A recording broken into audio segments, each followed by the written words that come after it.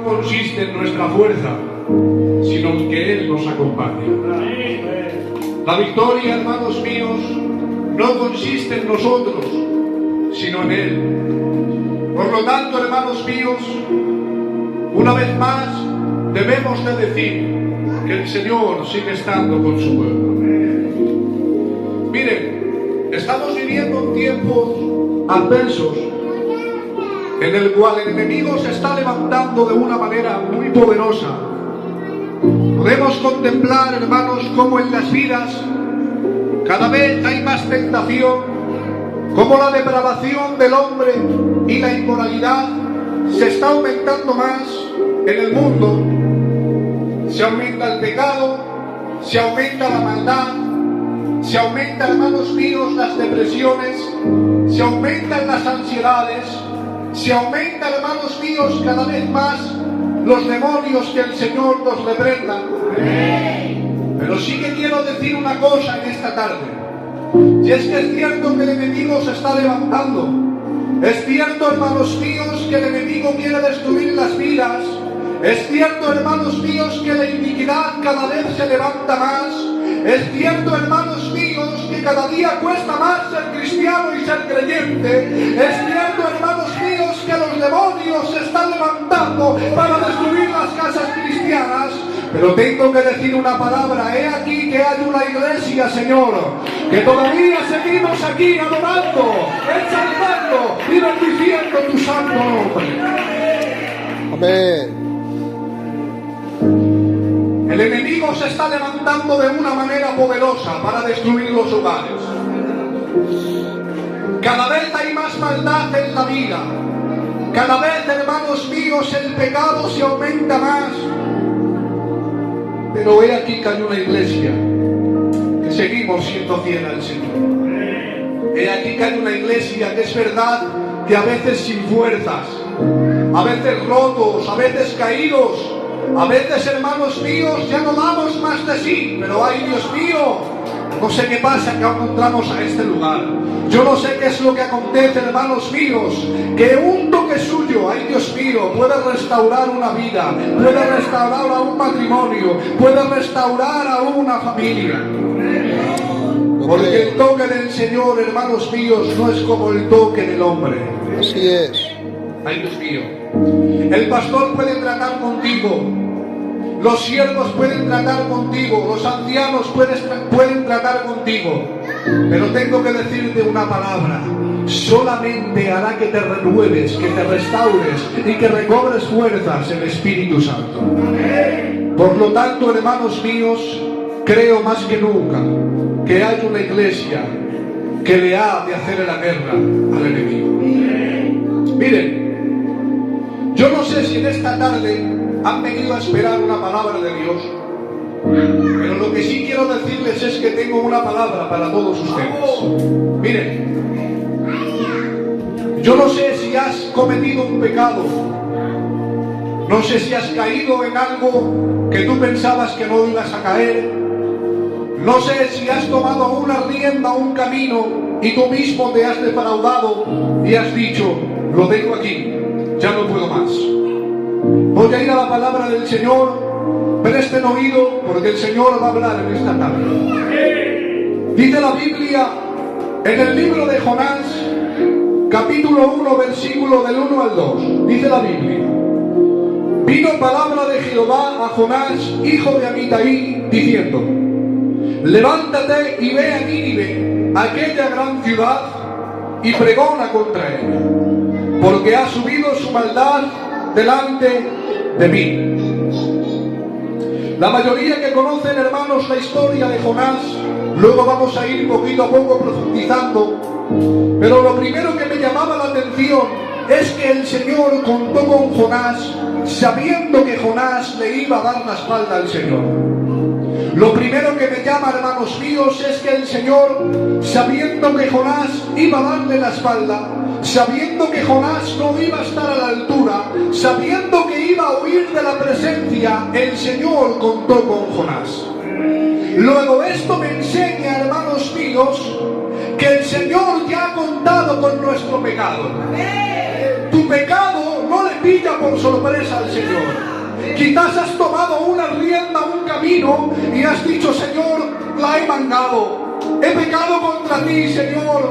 Ya no puedo seguir más. Tengo que decirte esta palabra. El Señor ya había visto el futuro anticipadamente y ya sabía que no le ibas a ser fiel. Ya sabía que íbamos a tropezar. El Señor ya sabía que íbamos a cometer errores, pero Él ya contaba con tu pecado. Por eso llamó a Jonás sabiendo que iba a desobedecer. Dice la palabra del Señor, hermanos míos, en el libro de Juan capítulo 6. El Señor, hermanos míos, ha alimentado a miles de personas. Ha hecho el milagro de la multiplicación de los panes y los peces. Y dice la Biblia, hermanos míos, que cuando el Señor ha hecho el milagro, los discípulos se beneficiaron del milagro que el Señor hizo. Entre ellos estaba el apóstol Pedro. Y dice la palabra del Señor, hermanos, unos versículos más adelante, que cuando el Señor ha multiplicado el pan y los peces, y la mayoría se han visto beneficiados, dice la Biblia, hermanos, que el Señor se ha quedado mirando a todos los que estaban en la multiplicación, a todos los que estaban en el milagro que hizo el Señor. Dice la Biblia que el Señor se queda mirándoles, hermanos, y les dice: que sepáis que el que no coma mi cuerpo ni beba mi sangre, no tenéis vida en vosotros. Ahora la palabra del Señor dice, literal, dice: y muchos de sus discípulos se alejaron de Él. El Señor ha hecho la multiplicación, se han visto beneficiados, pero cuando el Señor ha puesto el precio de la verdad del Evangelio y de la palabra del Señor, hermanos, que muchos discípulos se alejaron de Él y dijeron: dura palabra es esta, ¿quién la podrá oír? Pero me llama la atención una palabra, y es que dice la Biblia, hermanos, que el Señor se queda mirando a los 12, se queda mirando a Mateo, se queda mirando a Lucas, se queda mirando a Pedro, se queda mirando a Juan, y dice la palabra del Señor, hermanos, que les dice: ¿acaso queréis iros vosotros también? Y dice la palabra del Señor que Pedro, hermanos, lleno del Espíritu Santo, dice la Biblia que le dijo: Señor, ¿a dónde vamos a ir si solamente tú tienes palabras de vida eterna? Pero el mismo que ha dicho esto, en el capítulo 21 del libro de Juan, cuando dice la Biblia que han arrestado al Señor y se lo han llevado al concilio, el mismo que has dicho, hermanos míos, ¿a dónde vamos a ir si solo tú tienes palabra de vida eterna? El mismo, la misma persona de la Biblia, hermanos, en el capítulo 21 del libro de Juan, que al Señor se lo han llevado al concilio, y dice la Biblia que Pedro está en el patio del sumo sacerdote, y ahora dice la palabra del Señor que se ha acercado una mujer y ha dicho: tú eres uno de los que iban con el Maestro, tú eres uno de los que iban con Jesús. Pedro le ha dicho: yo no conozco a ese varón, no conozco a ese hombre. Sí, tú eres uno de ellos, tu hablar te delata, tu forma te delata. Y Pedro, hermanos míos, le dice: no, yo lo he conocido a ese varón. 3 veces Pedro negó al Señor. Y cuando Pedro le niega, hermanos míos, dice la Biblia que canta el gallo. Pero no se queda ahí la cosa, sino que dice la palabra del Señor que Pedro lloró amargamente. Lloró amargamente Pedro, hermanos, recordando. Hermanos míos, dice la Biblia que Pedro, cuando ha negado al Señor, se aflige de tal manera que empieza a llorar y a llorar amargamente, porque le había fallado, porque había tomado una rienda y un camino, hermanos, y no estuvo a la altura. Y ahora Pedro empieza a llorar, hermanos míos. Tanto es así que en el capítulo 21 del libro de Juan lo podemos leer. Dice Pedro, dice: me vuelvo a la pesca. Me vuelvo a mi antiguo oficio, me vuelvo al pasado, no valgo para esto, hasta aquí lo dejo. Yo pensaba que valía, pero no valgo. Dijo Pedro: me vuelvo a la pesca. Pero me llama la atención una palabra, y es que dice la Biblia que cuando Pedro dijo: me vuelvo a la pesca, sale a pescar. Y cuando sale a pescar, hermanos míos, y llega a la orilla, ¿saben quién estaba ahí? Jesucristo. El Señor esperándole. Pero no estaba de cualquier manera, sino que dice la Biblia, hermanos míos, que estaba asando unos pescados y estaba, hermanos míos, con unos panes.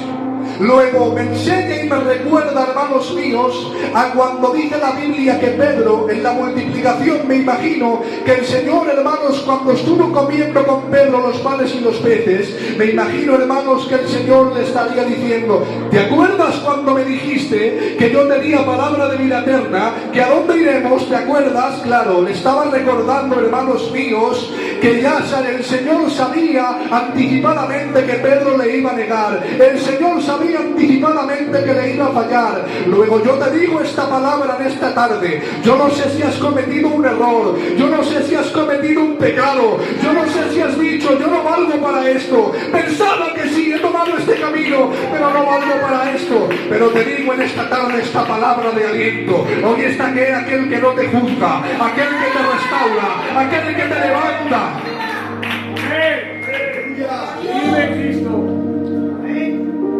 El Señor, hermanos míos, está con Pedro y le dice, en la orilla, le dice: Pedro, ¿tú me amas? Pedro le dice: Señor, tú sabes que yo te amo. Otra vez el Señor le pregunta: Pedro, ¿tú me amas de verdad? Y le dice Pedro: Señor, tú sabes que yo te amo. Y le dice: pastorea mis ovejas. El hombre te juzga y te critica cuando tienes una caída. El hombre te apunta con el dedo cuando has caído. El hombre, hermanos míos, ay Dios mío, tiene la capacidad de juzgarte. Pero te digo esta palabra, ay Dios mío, si te has arrepentido de corazón, el Señor es capaz de restaurar un matrimonio, una vida, una familia, una iglesia. Lo creo. Me llama la atención una palabra. Cuando dice la Biblia que David peca con Betsabé, dice la Biblia que en el Salmo 51, en el arrepentimiento de David, vamos a leerlo, dice David, hermanos, en su arrepentimiento por su pecado, dice: crea en mí, oh Dios, un corazón limpio y renueva mi espíritu recto dentro de mí. No me eches de delante de ti y no quites de mí tu Santo Espíritu. Vuélveme el gozo de tu salvación y el espíritu noble me sustente. Entonces, atención, entonces enseñaré a los transgresores tu camino y a los pecadores para que se conviertan a ti. En otras palabras, hermanos míos, que nadie juzgue a un arrepentido, que nadie juzgue, hermanos míos, a alguien que el Señor ha limpiado, a alguien que el Señor ha restaurado, a alguien que el Señor ya ha contado con él. Que nadie juzgue a un arrepentido, porque el hombre tiene la capacidad de juzgar a pecado, pero el Señor restaura. El Señor, hermanos míos, te levanta y te restaura. Por eso te digo en esta tarde, si has cometido un pecado, si has cometido una iniquidad, si has tomado un camino y te has defraudado y has dicho: no valgo para esto, tengo que decirte esta palabra. Hoy en esta tarde está en este lugar aquel que restauró a Pedro. Hoy está en este lugar aquel que restauró a David. Hoy está en este lugar aquel que contaba con Jonás, sabiendo que iba a desobedecerle. Dios cuenta con tu caída.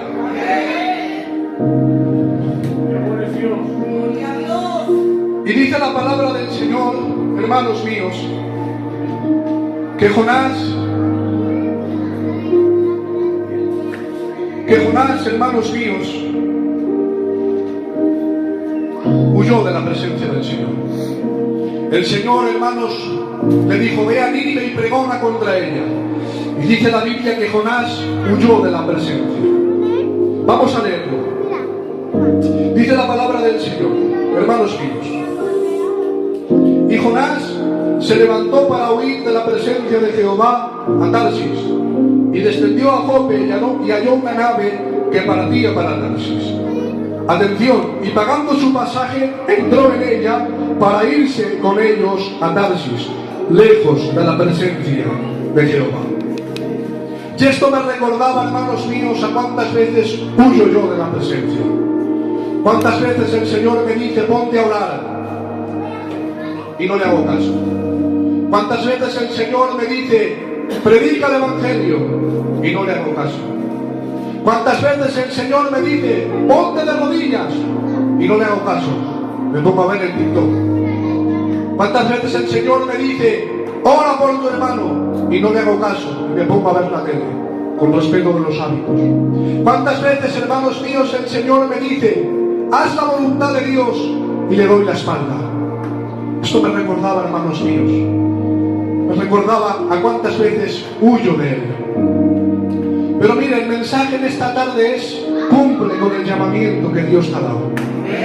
Cuando Dios te ha llamado con un propósito, hazle caso a la voz de Dios.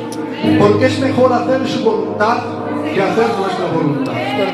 Es mejor siempre, hermanos míos, hacerle caso al Señor. Cuando el Señor te diga, ponte a orar, hazle caso al Señor. Aunque a veces te cueste. Cuando el Señor te diga, ve a la iglesia, quizás no tengas ganas, vente, acude a estar con tus hermanos. Cuando el Señor te diga, dile esta palabra a este hermano, o tómate un café con él, que le va a hacer bien, hazlo. Porque el Señor nos lo demanda.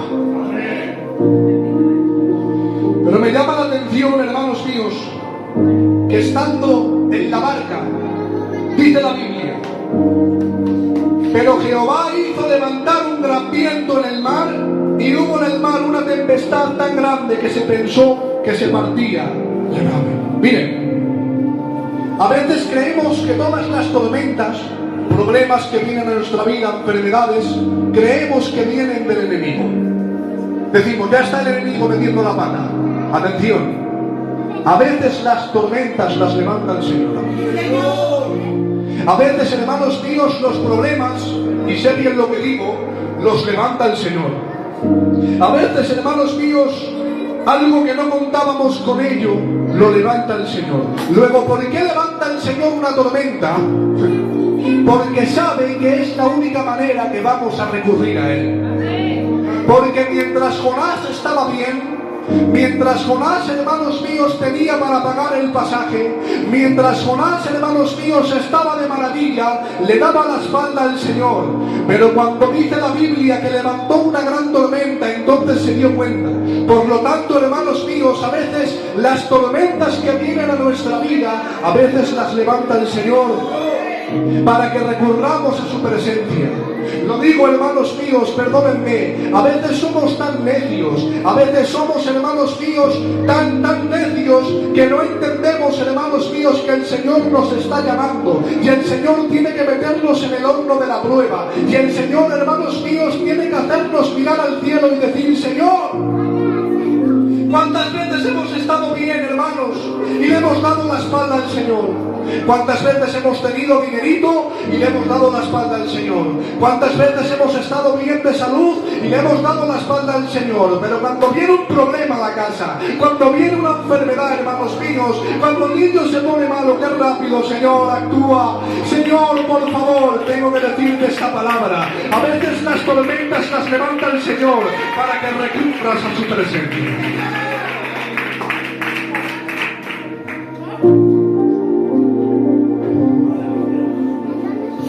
Creo, hermanos, que ha llegado la hora de darle la excelencia al Señor. El Señor quiere, hermanos míos, que le demos la excelencia y que le demos a Él todo lo que tenemos. Dice la palabra del Señor, y los marineros tuvieron miedo cuando se levantó la tormenta, y cada uno clamaba a su Dios, y echando al mar a los enseres que había en la nave para descargarla de ellos.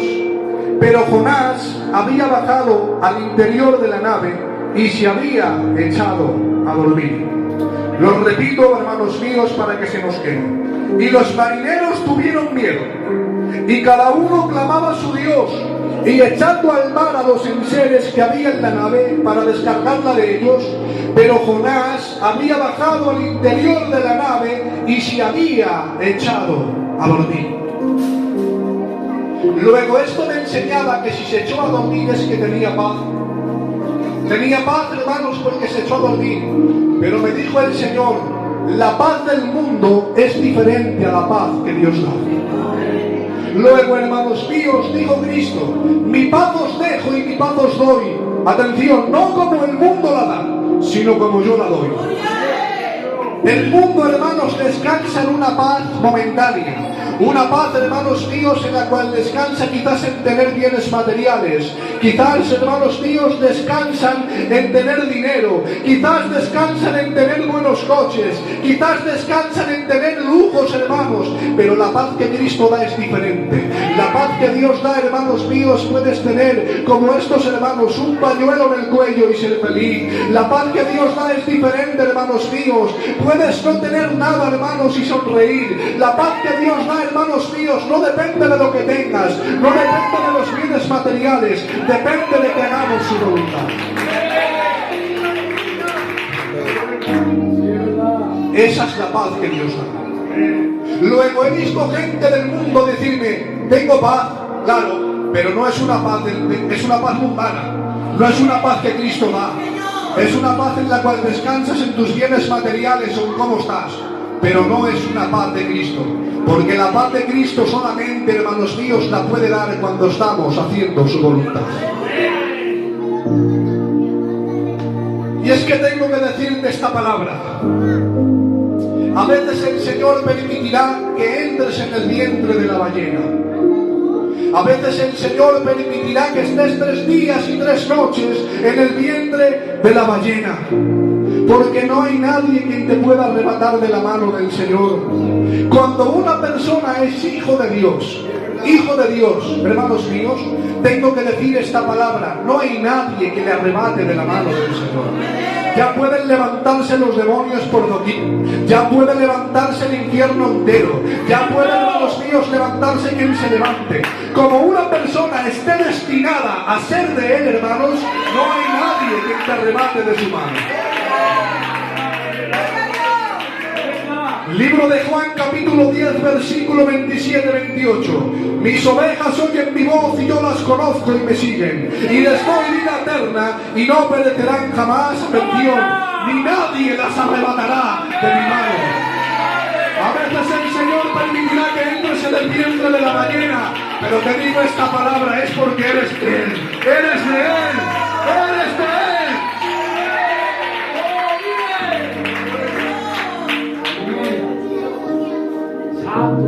En el vientre de la ballena, dice la Biblia, hermanos, que el Señor les tuvo que mostrar el abismo. Así somos a veces, que el Señor nos tiene que mostrar el abismo. Cuando ya no hay esperanza, cuando ya vemos que ya todo se ha acabado, ahí recurrimos al Señor.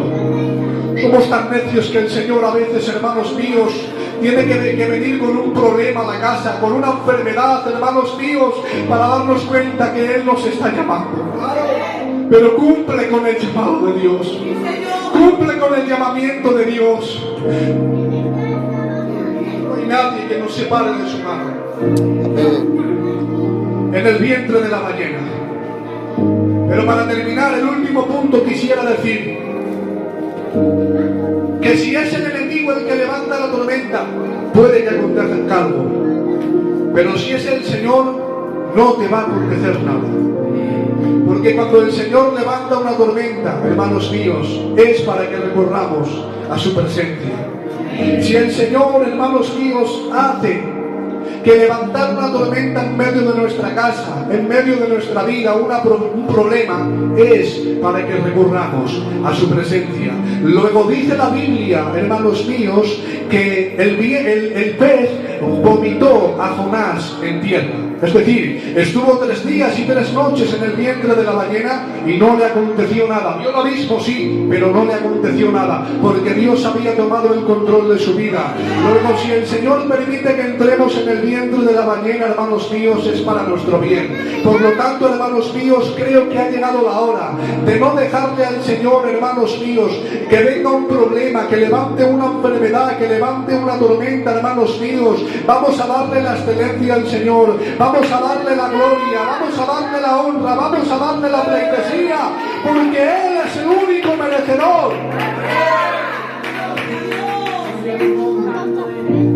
El Señor tuvo que enseñarle a Jonás el abismo para que se diera cuenta, hermanos míos, que debía de cumplir con la voluntad de Dios.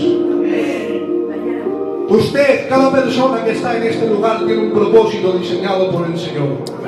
Cada uno tiene un llamado diseñado por el Señor. Cada uno hemos sido llamados con un propósito. Por lo tanto, tengo que decirte esta palabra: el Señor no le va a dar tu propósito a otro. No se lo va a dar. El Señor, si tiene un propósito con uno, lo va a cumplir, hermanos míos.